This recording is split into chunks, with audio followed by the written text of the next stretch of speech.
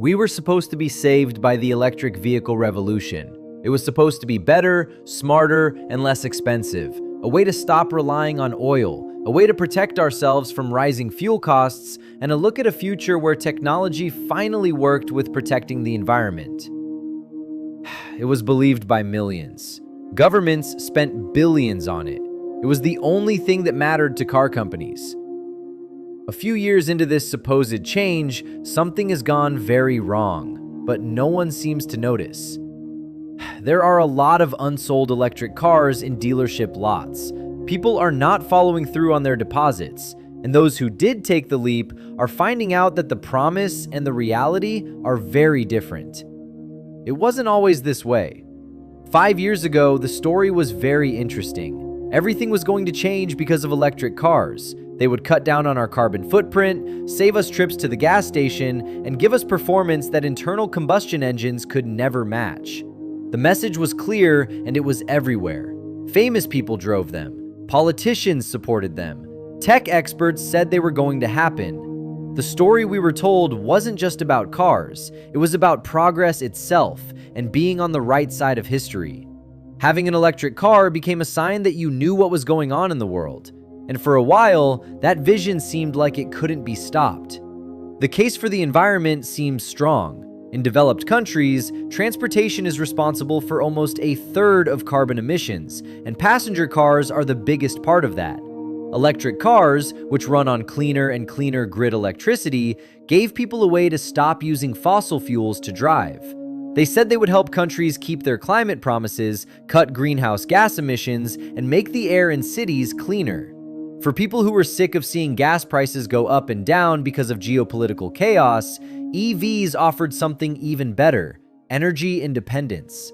You can charge your car at home, skip the gas station, and never again feel the pain of crude oil prices affecting how much you pay to get to work.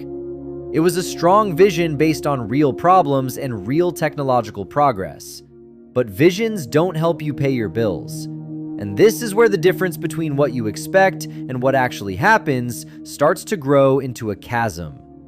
The average cost of a new electric car in the US is now about $60,000. Some models go well beyond $80,000 or even $90,000. Yes, there are cheaper options, but they have some drawbacks. They have a shorter range, take longer to charge, and aren't as well known. For most people, an electric vehicle is not only expensive up front, it's expensive to pay for, insure, and sometimes fix, which is shocking. That sleek battery pack that makes your commute quiet, if it breaks outside of the warranty period, it could cost anywhere from $10,000 to $20,000 to replace. The math that seemed so interesting during the sales pitch suddenly starts to feel very uncertain. Insurance companies have seen something that worries them. Electric cars get into accidents at about the same rate as gas cars, but the repairs cost a lot more. Advanced sensors, built-in battery structures, and unique parts make it possible for even small accidents to total an EV. Premiums have started to show this reality, and for many owners, the insurance bill alone wipes out a lot of the money they were hoping to save on gas. There is also the charging infrastructure. You should be able to charge at home. In real life, that means having a special charging setup, which is usually a professionally installed level 2 charger that costs more than $1,000. If you live in an apartment or condo that doesn't have assigned parking, that choice is completely gone. There are public charging stations, but they aren't always reliable, and they aren't usually as cheap as charging at home. The idea of being able to plug in anywhere starts to feel like a risk. For those who jumped in early, another problem is quietly coming up: depreciation. Electric cars are losing value faster than almost any other type of car. A 3-year-old electric vehicle can lose half or more of its original value. Some of this has to do with technology. Battery technology is moving quickly, so newer models have better range, charge faster, and work better. That's great for people who want to buy a new EV, but bad for people who want to sell an old one. Why would someone pay $30,000 for a used electric car that can only go 200 miles when a new one that can go 300 miles costs only a little bit more? The market is very good at punishing people who buy things early. Battery degradation makes things even less certain.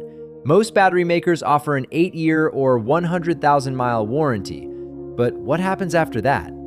How much range will be left after 10 years? At the end of year 12? Buyers don't know, and used car buyers don't want to take that risk, which is even more important. Because of this, the resale market is very wary of electric vehicles. And for people who already own one, that means their money is going away faster than they thought it would. This isn't just a worry in theory. You can see it in trade-in offers, dealer quotes, and the quiet panic of someone who realizes they owe more on a car loan than the car is worth. Then there's the gap in infrastructure, which is still much bigger than most people think. Charging an electric vehicle is not too hard if you live in a suburban home with a garage. But if you live in a rural area, a densely populated city neighborhood, or anywhere else where charging isn't easy to get to, the whole idea changes. Charging stations are mostly found in rich areas and along major highways. Charging deserts still cover whole areas. You need to plan your road trips carefully, and even then, you might get to a charging station only to find that it is full, broken, or very slow. Range anxiety isn't just a mental problem, it's a reasonable reaction to roads that aren't able to handle the amount of traffic. The issue is structural for people who live in apartments. Landlords don't have much reason to put in charging stations. There aren't any parking garages that can handle it. It is almost impossible to charge overnight when you park on the street. As a result, a large part of the population can't own an electric vehicle because they can't charge it reliably, not because they can't afford it. Better batteries or cheaper cars won't fix this problem. It needs billions of dollars in infrastructure investment, changes to the rules, and cooperation between the public and private sectors to fix. And it's taking way too long. On the other hand, car companies have made a smart bet. They've spent hundreds of billions on making electric cars, changing factories, training workers, and starting new brands. But they didn't do this because they care about the environment. They've done it because rules in Europe, China, and California are making them do it, and they think the market will follow eventually. The plan has been to start with high-margin models like luxury SUVs, performance sedans, and trucks that cost 6 figures. These cars make money and help the brand look good. The affordable electric vehicle that most people can buy keeps getting delayed, pushed back, or quietly canceled. Government incentives have boosted demand by giving tax credits and rebates that make EVs easier to buy. But these subsidies aren't fair, aren't stable politically, and are often aimed at groups of buyers that don't include everyone. And they make you think, if electric cars are really the future, why do they need so much money to compete? The answer is that they aren't yet cost competitive on their own merits. The market gets weaker when you take away the incentives. This has happened in countries that cut back on EV subsidies. Almost right away, sales fell. But behind the numbers and the planning meetings, there are real people who are dealing with real problems. People who believed the promise and are now dealing with the truth. They have to deal with charging apps that don't work, range estimates that don't match real-world driving, and repair shops that don't know how to fix their cars. They are watching their cars lose value while still paying off loans that last 6 or 7 years. Some people feel stuck. Some people feel like they were tricked.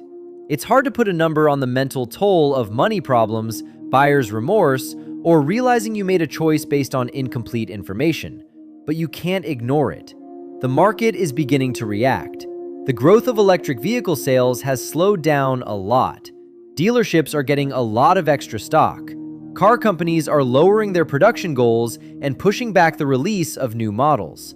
Some people are openly going back to hybrids, admitting that the change will take longer and be messier than they thought. Prices for used electric vehicles are dropping, which should make them easier to find. But it's also making people less likely to buy them because they see falling values as a warning sign. The feedback loop is bad. Low resale values hurt new sales, which causes too much production, which causes prices to drop, which hurts residual values even more. Government incentives boosted EV demand through tax credits and rebates, but these supports are uneven, politically unstable, and often exclude many buyers. When they are reduced, sales quickly fall, showing that electric cars are still not fully cost competitive on their own. Behind the numbers are real people facing real problems. Unreliable charging apps, range estimates that don't match real driving, limited repair expertise, and cars losing value while long loans are still being paid. For many, this creates financial pressure, regret, and uncertainty. The market is already reacting. Sales growth has slowed, dealerships are holding excess inventory, and automakers are cutting production targets. Some consumers are returning to hybrids. Falling used EV prices make them easier to find, but also signal risk, discouraging buyers and creating a feedback loop. Weak resale values hurt new sales, which leads to oversupply and further price drops. Some early adopters are selling low-mileage EVs to cut losses, while traditional automakers that kept combustion engines now look more balanced. The transition once seemed inevitable. Now it feels uncertain. EVs may settle into specific roles: urban commuting, fleets, and luxury buyers, or regain momentum if batteries get cheaper and infrastructure improves, though breakthroughs are unpredictable. A darker possibility is that premature top-down change damages trust and slows progress. The gap between hype and reality has real financial consequences for real people, and infrastructure remains incomplete. The EV transition continues, but it is slower, costlier, and more complex than expected. Real change happens only when technology, economics, infrastructure, and society are ready, and that road appears longer than many believe.